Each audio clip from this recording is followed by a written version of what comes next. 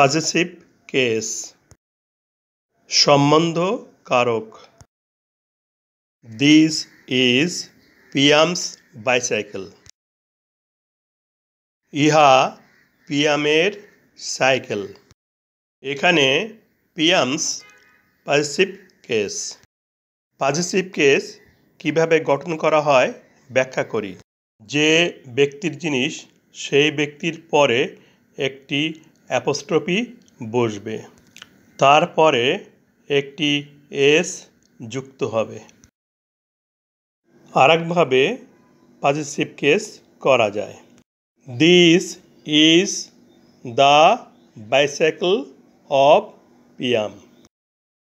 বস্তুটির পূর্বে ডি বসবে এবং বস্তুটি যে ব্যক্তির সেই ব্যক্তির পূর্বে অফ বসবে।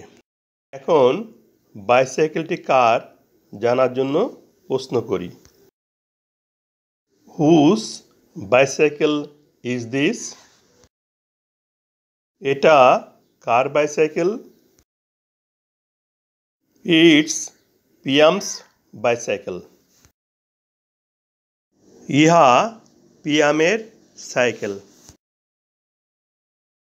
অ ইটস পিয়ামস।